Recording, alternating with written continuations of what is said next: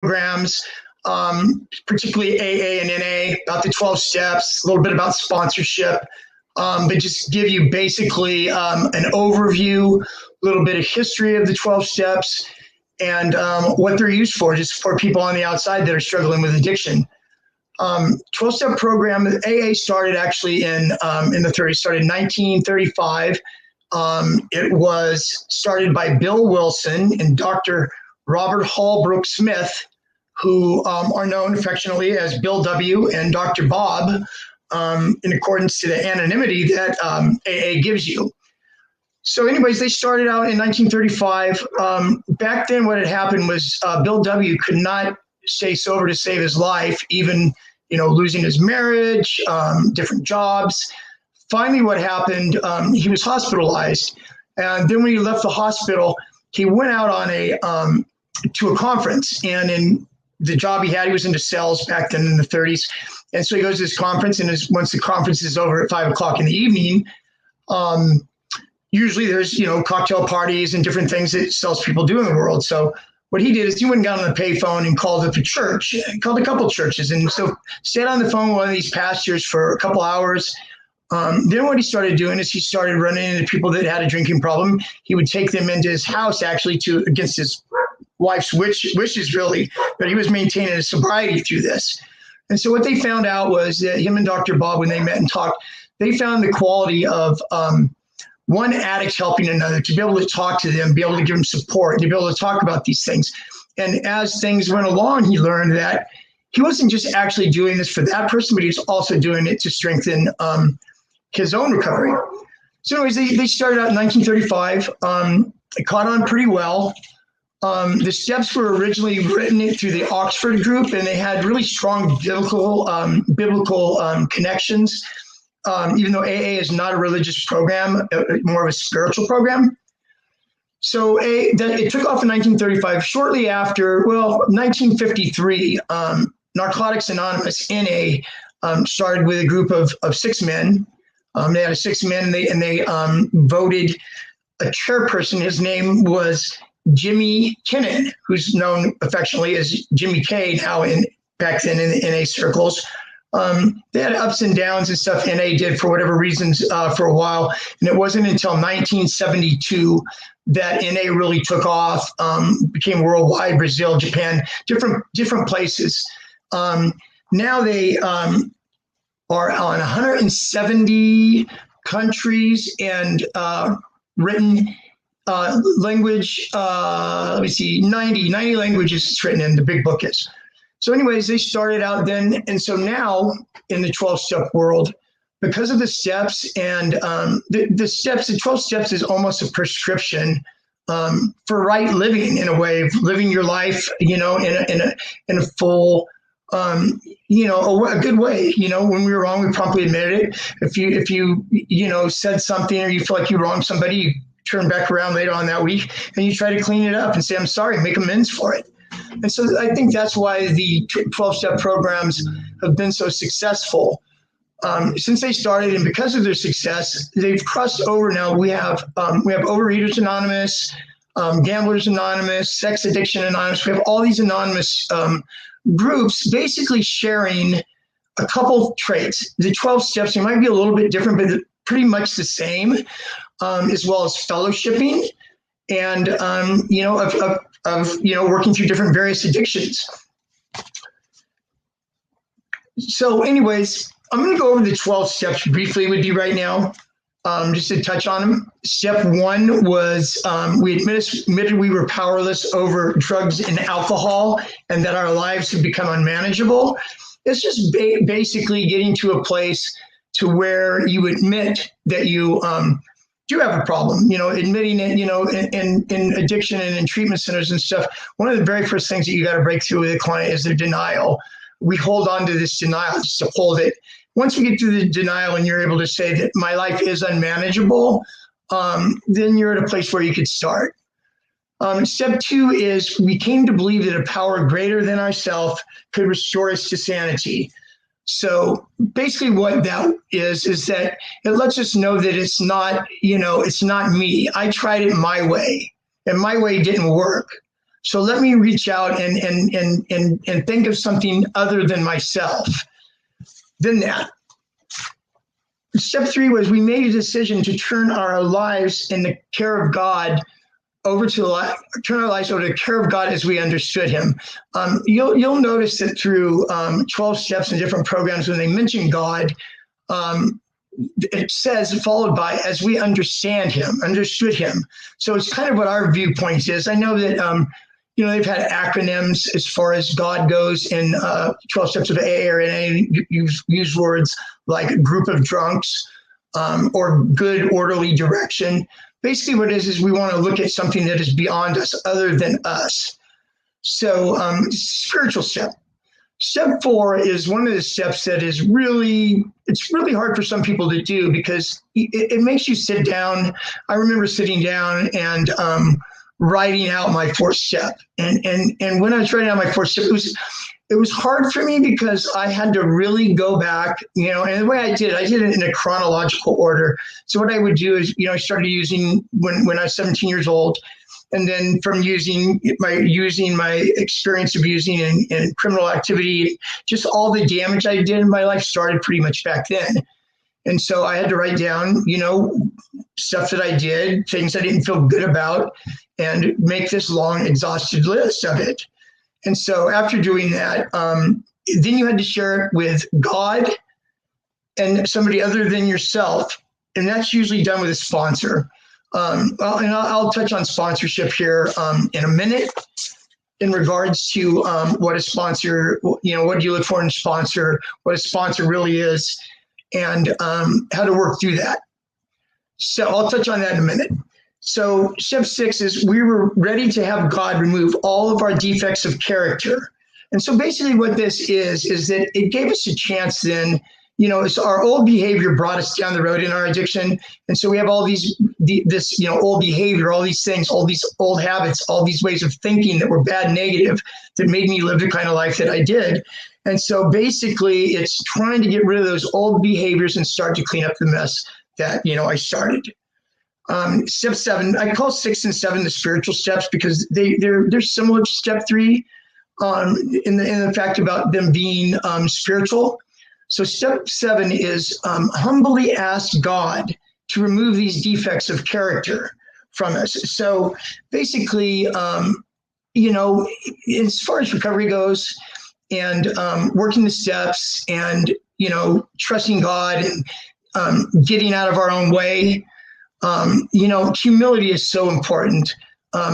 I shared my testimony February. It was this year. It's February 15th, Saturday, February the 15th, and I believe it still gets restreamed. And so if you haven't saw it, it'd be great if you want to go back there and you want to look at it. I'd love to share my story with you. I would love to share my life with you, all for the intent of reaching out and helping and assisting. And as we go along, you get to know me. I'm going to have these weekly talks on Wednesdays at 6 o'clock. So we can get to know each other through time. Anyways, you can go back there and you can take a look at it and you'll learn a little bit more about me and my journey. But anyways, I was talking about humility, and when I was sharing last time, a lot of people think that humility or being humble, humility is something that's humiliating. And it's not. What it really is humility is not thinking less of yourself. Humility is thinking of yourself less often.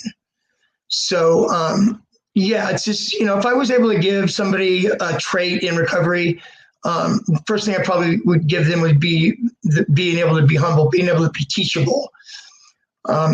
Step 8 is we made a list of all the people that we had harmed and became willing to make amends to them. So this is similar to step 4 in the way that, we've got to look back and we've got to list, all these things. And the way that I did step 8 when I did it, I chronologically went back through, probably grab this one, please. Sorry about that. Knock some stuff over here.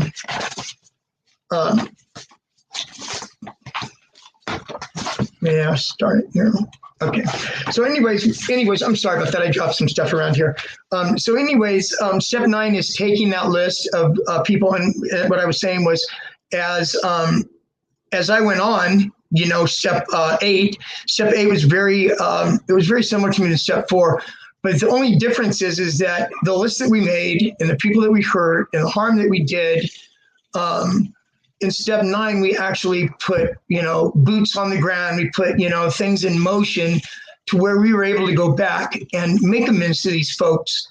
I was trying to think in my testimony that somebody that lived next door to me, back when I was using this, is probably in the early 80s, broke into their house, sold their toolkit, take the toolkit, go down and hawk it, get money, go buy dope. And I mean, this is one of probably 100, different things that I've done in my addiction. I had no boundaries. I didn't really have no remorse. I was going to use. And so what I would do is I would get money the only way I could, and that was go rip people off. So anyways, I ran back into the gentleman 25 years later. This is more than that, actually. It was probably more like 30 years later. Running on a trail, and I was able to start up a conversation with him and, tell him what I did. And basically his response was, I know that's what you did.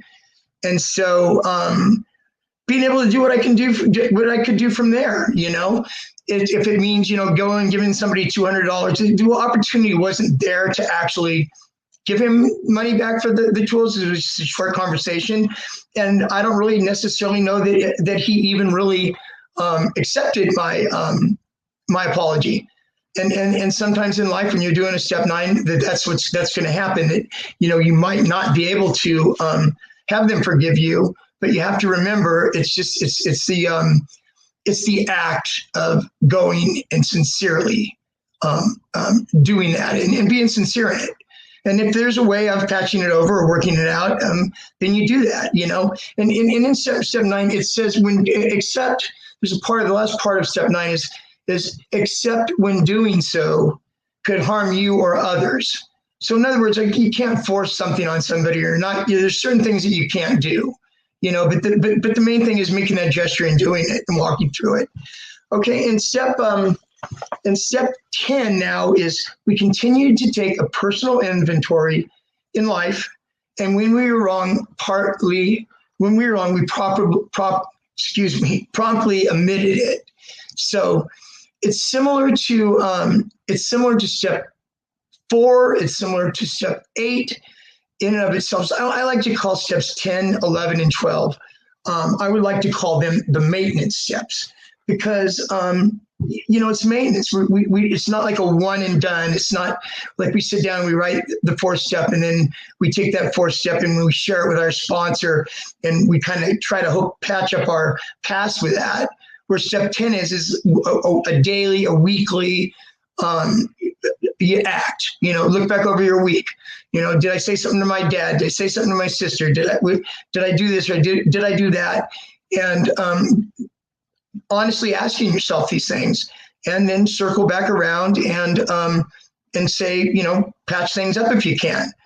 Okay, step 11 is sought through prayer and meditation, our constant contact with God, praying for only his knowledge of our will and the power to carry it out. So I work in a treatment facility right now. So I'm able to, help other people. It's, knowledge to carry it out. So it's like I said, it's a maintenance step. It's a step where you're in contact, prayer. For me, it's prayer. For others, it might be something different than prayer. But it's basically a connection to be able to, be in contact with God, kind of be led by God and do that step. Okay. The last step is having a spiritual awakening. As a result of these steps, carry the message to the addicts and practice these principles in all of our affairs. Similar to 10 and 11, it's a maintenance step. This is something that is like I said about step 4, it's not one and done. Step 4 is really not one and done either. During my recovery, I started in 1981 trying to get clean, 87. There's been many times and many relapses when I tried to get sober. So, there's lots of 4 steps. Even if you stay sober and you're sober for 10 years, people still work the steps on a daily basis. And sometimes you go back through them again and again. You just don't go through the steps one time. You go through them again and again, which I will get to when I talk about sponsorship here in a minute. Okay, so going to sponsorship, to pick somebody that is a sponsor, or what does a sponsor do, basically, is you want to look at a sponsor and pick a sponsor.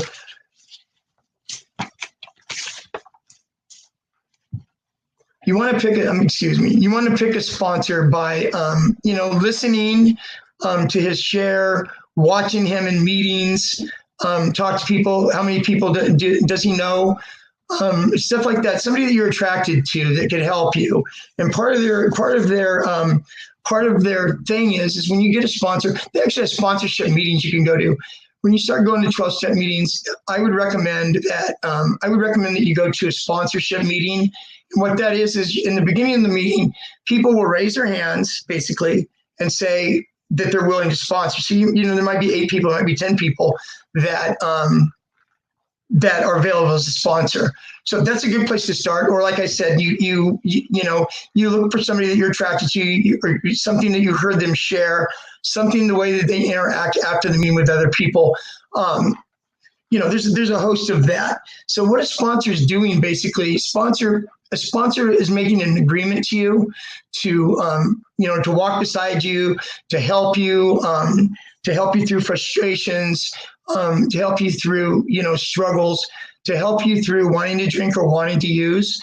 That's basically what they're signing up for, that they're there for that. And this is a wonderful thing that you're able to sponsor, somebody to be able to sponsor you like that. Also, a sponsor would be somebody to share your hurts, habits, and hangups with. And getting to this is because of the importance of step 5, that you can, share these things with this person, especially in early recovery. People say, oh, well, I don't have a sponsor right now. They've been, sober 2 weeks, 3 weeks. Well, why don't you have a sponsor right now? I just don't feel like, I've met the right person yet. What is the right person, or something you could look for, is what I'm saying. I'm telling you what sponsors do. But the thing is in early recovery, your first couple of weeks, you need somebody there beside you to help you, to be able to talk to you. They're basically agreeing, when they become your sponsor, to be available to you when you're going through these things. And so anyways, that's part of what they're for. And in doing this and sharing these things with your sponsor basically is also saying to you that he's willing to keep, what you're sharing with him confidential, keeping your anonymity to where you don't know this. And so anyways, I would suggest getting a sponsor in your first week or 2 of recovery, at least to have somebody guide you and show you the process. A sponsor also would do, the thing about a sponsor is like I was saying, you see somebody that, you're attracted to, and you kind of find that out by seeing how they interact with other people at meetings and stuff. And so once you do get a sponsor, I would look somebody that has several years of recovery, somebody that would be able to guide you, somebody that's working the steps themselves. How do you know that, right? 5 years clean, how do you know that? You'll hear your sponsor share in meetings, and we'll talk about, well, I did my 9th step, or I helped my sponsee do, my 5th step. We'll just walk him through whatever. And so you'll know this from hearing him share. And for the reason for them knowing a lot of people, what a good sponsor does is a good sponsor will take you, he'll put you under his wing. He will introduce you around to others that he knows through meetings. And you're gonna need this. The reason this is so important is that when I first got clean, my spiritual sponsor told me, he said to me, Greg, you've got to change playgrounds and playmates. And so what that meant is I needed to make new friends. I needed to hang out at different places. And so now I'm this guy that's got 3 days clean. I'm doing what my brother suggested, or somebody suggested to me. You need to go to meetings. You need to do this. Well, that's fine and well that you need to do this stuff, but you do need to meet new people. So a good sponsor will introduce you around to people, to introduce you. we'll go to at least one meeting a week with you, if not more. When you're new in recovery, or even in recovery, especially new in recovery, you should be attending. You should be attending meetings probably 3 or 4 times a week, just to be able to stay grounded. So anyways, one of the important things about a 12-step meeting is just one function of the 12 steps of Narcotics Anonymous and Alcoholics Anonymous. The other side of it that's just as important as that is the part of after a meeting or at another time. After a meeting, it's not uncommon for people to go out and fellowship afterwards, where they have, say there's an 8 o'clock meeting, the meeting gets over at 9. It's not unusual for a group of people, 5, 10, whatever, 5 people to go around the corner and sit and have coffee or pastry or whatever there. And so in doing that, you're exposed to these folks. You're brand new. Your nerves, probably this. Your sponsor, like I said, will introduce you around and try to make you feel comfortable. And so sitting there at the table, that you might be sitting at the table with, one guy might be a biker that shot meth for 30 years. Other person could be a doctor. Somebody could be all walks of life. Addiction does not discriminate. And so you ask questions, you pick their mind. You say, what was it like for you? What was your first week first week in recovery like? How did you feel? Did you have trouble sleeping? Just ask these questions. You have, ask these different questions from different people. What was it like for you to do step 4? Did your sponsor give you a format? Did your sponsor give you some questions and stuff that you needed to answer? How were you guided along through that process? So that's the importance of fellowshipping. Also, with the 12-step involvement, there's different things, different activities you can do. They have clean and sober bowling leagues. As part of a few years back, part of a clean and sober softball league, which was really, really cool. Some people take it a little too serious, but it was really cool. So that's kind of about 12-step meetings. As far as I'm going to go into the steps in another discussion where I'll just go over the steps and I'm able to describe them and talk about them in a little bit more detail than I did today, and not as scattered as I did today. In my notes, I try to be humble, reachable, teachable, and genuine, which I am. But anyways, I'll go into those in more depth. So, what's the importance of 12-step meetings? What is the goal? What do 12-step meetings have to offer you to recover? Number one, they're a safe place to go to recovery. Number one, you're not going to go someplace where people are drinking or doing drugs there. It's a place that you can go and hang out, where you'll meet people that don't use drugs and alcohol. There is a spiritual component to recovery. And then there's also a worldwide, you have an access of a worldwide network that's available. I think I shared earlier before that with AA. AA now is in 190 different countries, and the big book is interpreted and written in 90 different languages. Imagine that. 90 different languages the big book is. So it is literally all over the world. If it's a night and you're struggling, day and you're struggling, and you just need some support, or you need to go to a meeting, but you there's not a meeting around you anywhere, you can go online and type in, go into a meeting. They have online meetings where you can go on there and you can hear hear people and feel supported and jump right in there in the meetings. That's always available to you. Also through Alcoholics Anonymous and Narcotics Anonymous, they have hotlines. They have an AA hotline and an NA hotline, where they have people that don't get paid. Basically, they're volunteers. Same as somebody that's the secretary or chairperson at a meeting would be. And if you need to talk and you're struggling, you can call that number and talk. That's basically what they're signing up for.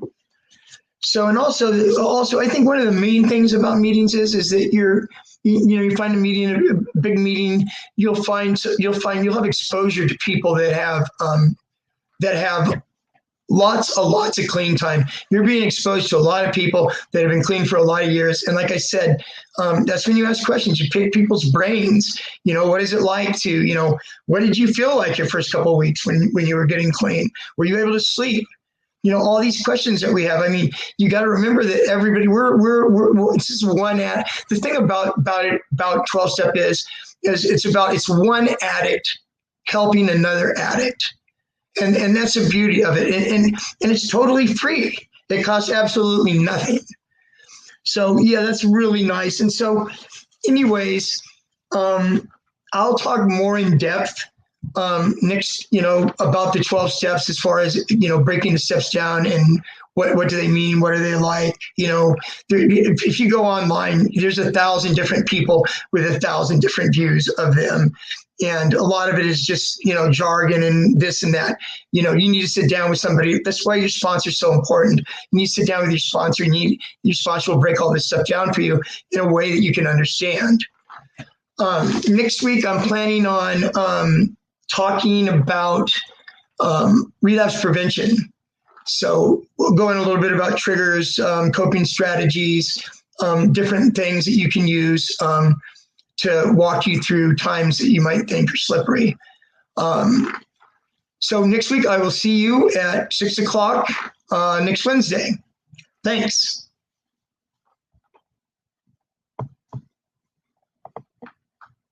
You're shaking. I'm close.